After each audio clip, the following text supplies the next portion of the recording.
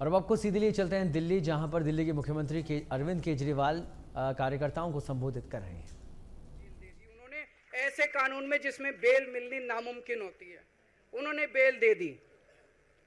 आज मैं आपकी अदालत में आया हूं, जनता की अदालत में आया हूं, आपसे पूछने के लिए आया हूं, क्या आप केजरीवाल को ईमानदार मानते हो कि गुनहगार मानते हो?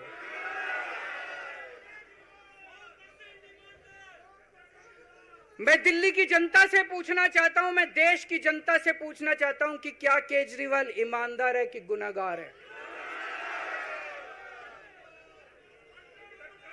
दोस्तों, 2 दिन के बाद, आज से 2 दिन के बाद मैं सीएम की कुर्सी से इस्तीफा देने जा रहा हूं।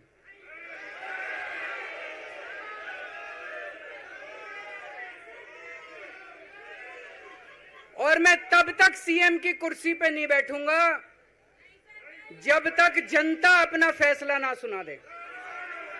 मैं जनता के बीच में जाऊंगा, गली गली में जाऊंगा, घर घर में जाऊंगा, और जब तक जनता अपना फैसला ना सुना दे कि केजरीवाल ईमानदार है, तब तक मैं सीएम की कुर्सी के ऊपर नहीं बैठूंगा।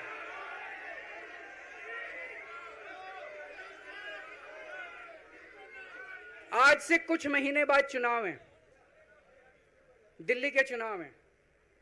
मैं जनता को निवेदन करना चाहता हूं, अपील करना चाहता हूं, अगर आपको लगता है केजरीवाल ईमानदार है, मेरे पक्ष में वोट दे देना। अगर आपको लगता है केजरीवाल गुनहगार है, मेरे को वोट मत देना। आप अगर मेरे को, अगर आपका एक एक वोट मेरी ईमानदारी का सर्टिफिकेट होगा। अगर आप मेरे को वोट देके जिताओगे और अगर आप कहोगे कि केजरीवाल ईमानदार है, तो चुनाव के बाद, उसके बाद जाके मैं सीएम की कुर्सी पे बैठूंगा। तब तक मैं सीएम की कुर्सी पे नहीं बैठूंगा।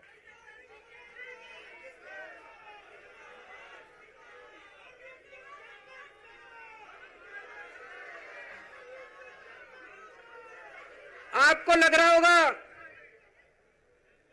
अभी अभी जेल से रिहा होके आया है, ये कैसा क्यों बोल रहा है? अभी अभी जेल से रिहाई होके आया है, अब ये इस्तीफा क्यों दे रहा है? इन्होंने मेरे ऊपर आरोप लगाया है, इन्होंने आरोप लगाया है कि केजरीवाल चोर है, इन्होंने आरोप लगाया है केजरीवाल भ्रष्टाचारी है, इन्होंने आरोप लगाया है केजरीवाल ने भारत माता के साथ धोखा किया है। ये करने के लिए नहीं आया था मैं, सत्ता से पैसा और पैसे से सत्ता, इस खेल के खेलने के लिए मैं नहीं आया था। मैं देश के लिए कुछ करने के लिए आया था। जब 14 साल के बाद भगवान राम वनवास से लौटे, सीता मैया को अग्नि परीक्षा देनी पड़ी थी। आज मैं जेल से आया हूं, मैं अपनी अग्नि परीक्षा देने के लिए तैयार हूं।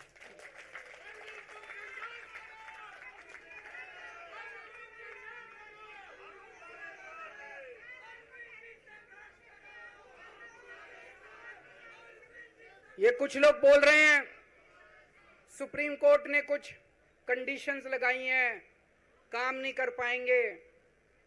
पिछले 10 साल में इन लोगों ने कंडीशन लगाने में कोई कसर छोड़ी थी? एलजी साहब ने कंडीशन लगाने में कोई कसर छोड़ी थी? केंद्र सरकार ने 1 कानून, 2 कानून, 3 कानून, कानून पे कानून डाल के मेरी पावर छीन ली, पर आपके काम बंद नहीं होने दिए मैंने। ये कंडीशन हमारे लिए कोई वो नहीं रखती, कोई हमारे लिए अड़चन पैदा नहीं करती। ये कंडीशन, इन कंडीशन को भी देख लेंगे, लेकिन मेरे लिए जो मायने रखता है वो है मैंने अपनी जिंदगी में ईमानदारी कमाई है। अगर आपको लगता है केजरीवाल ईमानदार है, जम के वोट दे देना मेरे पक्ष में। चुनाव के बाद सीएम की कुर्सी पे जाके बैठूंगा।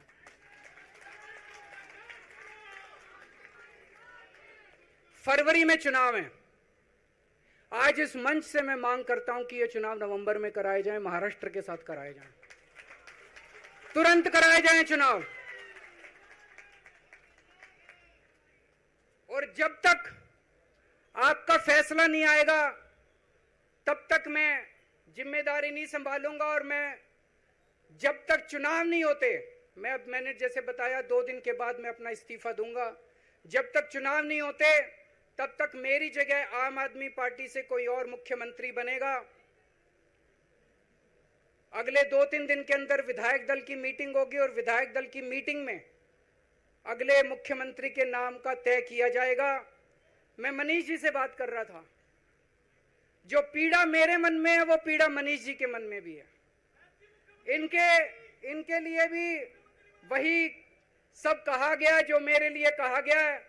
मनीष जी का भी कहना है कि ये दिल्ली के उप मुख्यमंत्री और शिक्षा मंत्री और मंत्री का पद तभी संभालेंगे जब दिल्ली की जनता कहेगी कि मनीष सिसोदिया ईमानदार है। तो मैं और मनीष सिसोदिया हम दोनों का फैसला आपके हाथ में है, जनता के हाथ में है। हम दोनों जनता की अदालत में जा रहे हैं, गली गली जाएंगे, जनता के बीच में जाएंगे और उनसे पूछेंगे, अगर जनता कहेगी ईमानदार है तो हम आके इसकी कुर्सी पे बैठेंगे। 2020 में आया था मैं, 2020 में मैंने कहा था, मैंने अगर काम किया हो तो मेरे को वोट देना और काम नहीं किया हो तो वोट मत देना। कहा था कि नहीं कहा था? आज मैं आपके बीच में आया हूं, मैं कह रहा हूं अगर मैं ईमानदार हूं तो वोट देना, अगर मैं बेईमान हूं तो वोट मत देना, बिल्कुल मत देना। भारत माता की, भारत माता